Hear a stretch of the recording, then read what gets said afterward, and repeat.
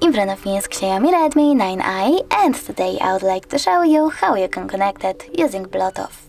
First of all, go into Settings, then choose Bluetooth and click on the switcher to activate it. After that, you need to wait for available devices and tap on the one that you wish to connect to. Now wait for the pop-up and tap on Pair. Then wait for the other device to accept your connection request.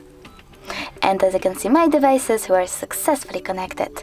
If you want to disconnect them, you can do that by clicking on this little icon next to Paired Device and choosing Unpair.